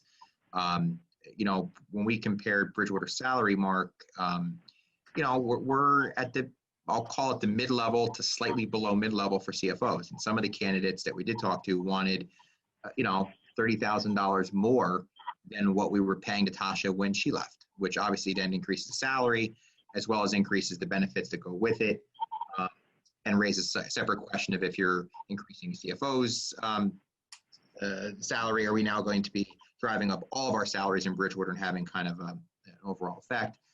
At the end of the day, quite frankly, if we had found perhaps the absolute perfect candidate, maybe we would have considered looking at our salary range, but we weren't there. We weren't willing to raise the proposed salary levels, and this should save us money. And as Councilman Cardilla commented on it, it will give us an opportunity to see if this works. We might find that this is a long-term solution that we like. In the meantime, we always have the opportunity to continue looking at candidates again at the end of next year, or a year from now, to see if something changes. Then we'll continue the search.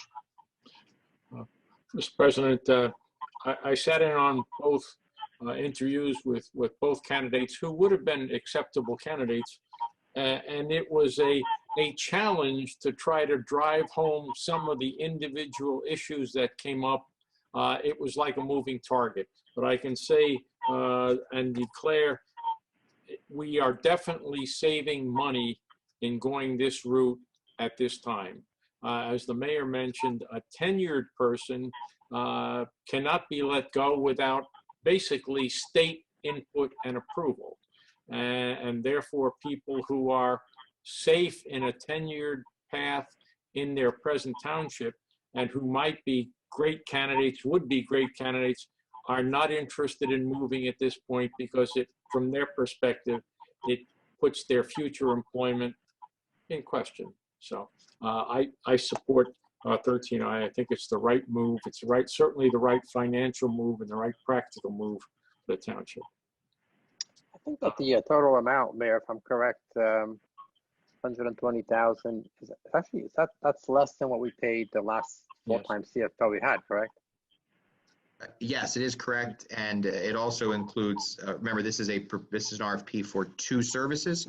Right. So there's a separate proposal that's just for some of the sewer-related issues. So yeah, it's even less than what we would have been paying. And if I may, I believe, Mr. Pappas, this is more or less a collective organization where we may be having services from several different people within that firm. That's correct. That's correct. Good. Thank you. Yeah. So, and then when you add the savings to the town by not having to pay the full-time benefits, the savings really become significant by doing it this way. So, and then it's reassuring to know that we have an administrator, Mr. Pappas, who's also competent enough to to oversee and to have acted as a CFO for such a long time, and also to be able to oversee this. That's also reassuring. So I think this is a win-win all around. It saves money to the town, provides services we need, and let's see how it goes. I mean, and plus we have no long-term commitments. So, like the mayor said, we can always make a change. But Mr. President, I just have a quick question for Mr. Pappas. While certainly any new relationship, has its uncertainties, are you confident that we will get the level of service that will be necessary for success from this arrangement? Yes, I've had numerous conversations with representatives of this firm, usually a handful of people each time we've conferenced with them, and I feel very confident that they will be accessible and provide what we're asking them to. Thank you. I'm certainly satisfied this is the right approach for us. If no one else is making a motion, I will. Go ahead. I guess that's a motion. Is that a motion? I will make the motion to approve 13I. Very good. Is there a second? I'll second it. Okay. Roll call, please. Councilman Kirsch, Yes. Councilman Cardillo, Yes. Councilman Nogales, Yes. Councilman Ring, Yes. President Pedrosa, Yes. Okay. Moving on to 13J. Authorizing an award of contract to Round Hill Risk Partners, LLC of 788 Morris Turnpike, Suite 101 in Short Hills, New Jersey, to serve as the township's risk manager for health insurance services for a term of 1 year commencing on January 1st, 2021, pursuant to the fair and open process as defined by New Jersey Statute 19:44A-20.7. Mr. Pappas. Mr. Council President, I can take this one along with 13K. These are the two organizations who handle our risk management. Round Hill Risk Partners does our health services. They're the broker who helped us initially when we had to switch from QualCare to the current system. They continue to help us manage the health insurance side of our risk management. The other contract to North American Insurance Management, they help us with the property and casualty, the litigation, that liability. Both of these firms have been here for last year as well as this year. we went out for, there was a question, I think, in the public comments asking about, why we do it now. The answer is because we did it by fair and open. In the past, before my administration, these contracts were often just appointed, but we want to continue to do everything by fair and open. As a result of that, we delayed the initial contract approval at the beginning of the year so we can make sure that they were done through the fair and open process, which they were. In reviewing the RFPs, these firms were selected to continue demonstrating that they had high levels of service. We've been very pleased with both of them. So we're recommending that they continue in the roles that they have. Thank you, sir. And since 13J and 13K do seem to go hand in hand, let me read 13K as well so we can consider them together.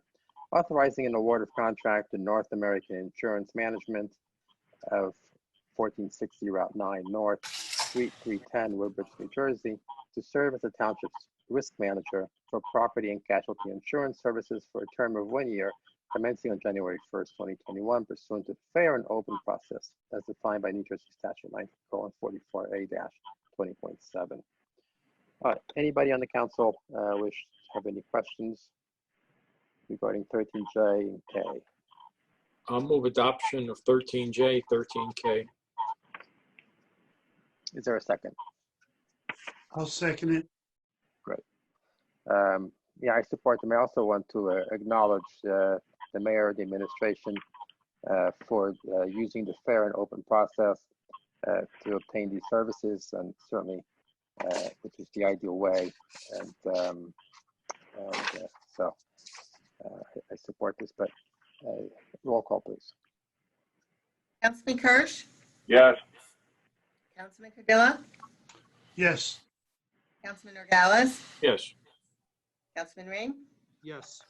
President Pedroso? Yes. All right, moving on to 13L. Project resolution. Mr. President, would you consider cluster discussion of L through Q, consideration and discussion? Presuming, of course, that Mr. Corsini finds that appropriate. You know what, I surely do, Councilman Kirsch. I think consent would be appropriate, providing the headings are read for each one. These are all road projects? Mr. Pappas, these are all road projects? These are design engineering firms for the road program for 2021 that the council authorized in the bond ordinance recently, and one engineering firm for each of the sections of the township that we've designated. So I'll start reading them, and if anything is different from that general context, I'll pull it out so that we can consider it separate. I mean, typically before COVID, we used to have agenda sessions, and so we had more time to really discuss this and then pull this stuff together. But now, since we only have one meeting, most of the time I prefer to do them separate if they're separate issues. So, but I'll start reading them. 13L, project resolution for professional engineering and surveying services for 2021-1 roadway improvement project, entire lengths of Field Street, Grand Boulevard, Manville Boulevard, Rhea Street, and Woodrow Avenue to Benoni Associates, Inc., 24 Commerce Street, Suite 300, Newark, New Jersey, in the amount of $35,600 funded through the 2019 capital bond. 13M, project resolution for professional engineering and surveying services for 2021-2 roadway improvement project, which includes entire lengths of Brahma Avenue to Larney Street and Poplar Street to McMahon Associates, Inc. in South 4th Street in Yardville, New Jersey, in the amount of $76,770 funded through the 2019 capital bond. 13N, project resolution for professional engineering and surveying services for 2021-3 roadway improvement project, which includes entire lengths of Burning Bush Road, Camelot Drive, Falcon Court, Mountain View Avenue, and Red Line Way, St. George Road and Victor Street, Mountain View Avenue to Bird Avenue, to Colliers Engineering and Design, DBA Mazer Consulting at 53 Frontage Road, Hampton, New Jersey, in the amount of $112,800 funded through the 2019 capital bond. 13O, project resolution for professional engineering and surveying services for 2021-4 roadway improvement project, which includes entire lengths of Cambridge Lane, Mark Drive, Burfield Lane, and Talk Place to Remington and Vernick Engineers 2, Inc., 232 Kings Highway East, Hampdenfield, New Jersey, in the amount of $59,965, funded through the 2020 capital bond. 13P, project resolution for professional engineering and surveying services for 2021-5 roadway improvement project, which includes entire lengths of Cricket Lane, Mallards Drive, Master Peter Road, and North Gaston Avenue, Route 22 west to Somerville Road. Van Cleef Engineering Associates at 755 Memorial Parkway, Suite 110, Phillipsburg, New Jersey, in the amount of $36,289, funded through the 2018 capital bond.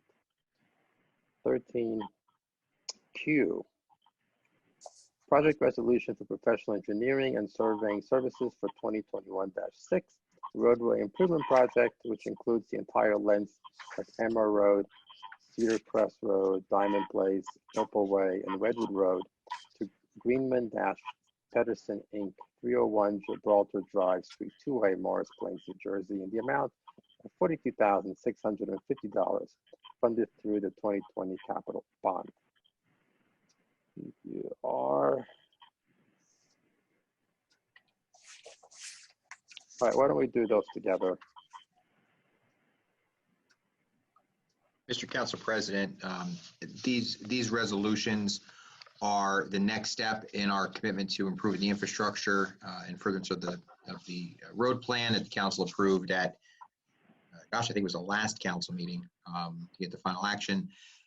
As we've discussed ad nauseum, there's 6, we broke up the roads in town to 6 projects, 6 zones, so to speak. The goal is to have one engineering firm with one contractor for each of those zones in order to ensure that we have a streamlined process, we get some efficiencies and some savings, and it makes the project more, some of this more manageable. So what you see here in 13L through 13Q is the initial resolutions providing for engineering services to these firms to help us begin the road construction plan and to get the engineering work done while we move forward on ultimately bidding the road projects. The goal here, of course, is to move quickly and efficiently, and this is the next step to do that, and that's what you see here. Mr. President, can I just add to something that the mayor has outlined? The resolutions are, again, one engineering firm for each of the 6 sections. This is for the first part of the engineering design of the programs for the 6 sections. There will be another set of resolutions that the council would be asked to consider that would complete the complete engineering design that would include the inspection component that firm would provide. This is the first part.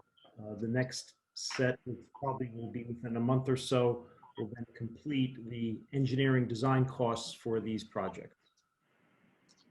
Mr. Pappas, I assume the benefit of going public on these this early in the year, it accelerates the possibility that many of these roads can be done this year. That is correct. We have a lot of roads here, and there's a possibility, but there's still a possibility that not all of them will be done this year. But our intent is to try to get as many out of the way as we can. Is that fair? Absolutely. The mayor has made that very clear that it's his priority to move forward. We certainly appreciate the council's participation in providing for the funding, but it's the administration's commitment, our directive from the mayor to get this done. And Councilman Nogales, what's also important, as we've mentioned before, is Obviously, residents have waited a long time for some of these roads to get done, so we don't want them to have to wait any longer. The other part, in some respects, even more importantly, is that pricing. We want to take advantage of good pricing. And so right now, the sooner we get the bids out, we believe that that will result in the most favorable pricing. And obviously, if we have savings, then we can turn around and use those savings for additional roads this year or put it in advance for next year, depending on the timing.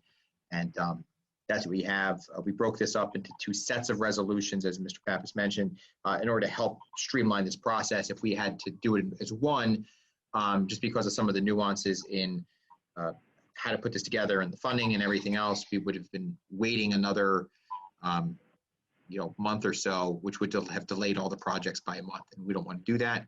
So that's why it's broken up into essentially 2 sets. Design and then finalization and inspection will be a separate set. So you'll see another set of these very similar in about a month or 6 weeks. Mr. President, I move consent approval for 13L. I'm sorry, wait a minute. People are talking over each other. I think Mr. Pappas is saying something. If I could just add, it would be the same engineering firms. There are not going to be additional engineering firms introduced. So each section 1 will have Pannoni and so forth as a complete package. Work out. So that Councilman Orgalis, your turn. I move consent approval for 13L through 13Q. Is there a second? I second it based on the benefit to the township. Yeah. Mr. President, just brief comment here. I know I made statements like this at the last meeting. This is fulfillment of a campaign promise. It's critically important to moving Bridgewater forward and making up for the deficit that we have currently in the condition of our roads.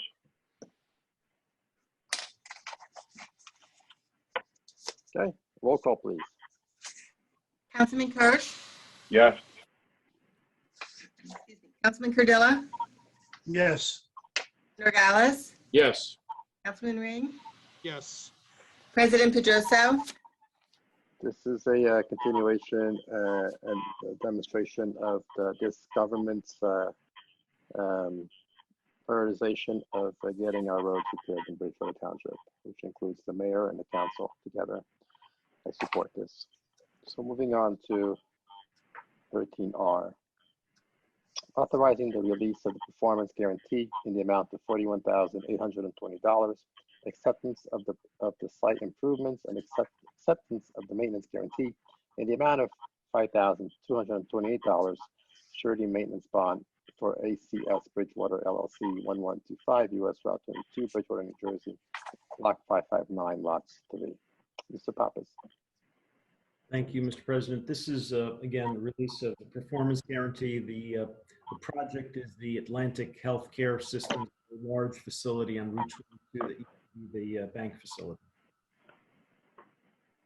Thank you, sir. Questions or motion? I make a motion, we approve it. Thank you, sir. Is there a second? Second. Roll call, please. Councilman Kirsch, Yes. Councilman Cardilla, Yes. Councilman Norgalis, Yes. Councilman Ring, Yes. President Pedroso, Yes. And 13S, authorizing firework displays at Somerset Patriots Stadium on Friday, July 9th, rain date July 22nd, Thursday, August 5th, with a rain date of August 6th, and Thursday, August 26th, with a rain date of September 9th. Mr. Pappas. Yes, these are just simply additional dates that they had omitted from the request that they had made that the council recently acted on. I know that the council had wanted this to be addressed in just one resolution, and I think thought that that was the case, but this should be the final request from the patrons. Thank you. Any other questions or motion? I'll make the motion to approve 13S. I think Councilman Ring made the motion. I'll take Councilman Kirsch as a second. Roll call, please. Kirsch, Yes. Councilman Cardilla, Yes. Councilman Norgalis, Yes. Councilman Ring, Yes. President Pedroso, Yes. That's all I have on my agenda. Mr. Corsini, is there a closed session this evening? There is not, Council President. Thank you, sir. So 2 hours and 6 minutes later, we are ready to adjourn this meeting. Is there a motion? Motion to adjourn. Second, Thank you, sir. Is there a second? yes. I heard a second. All in favor? Aye. Aye. Any opposed? Hearing none. Thank you, everybody, for attending this evening tonight and sticking through it with us for the 2 hours. So have a great night. Enjoy your week. Bye-bye. Thank you.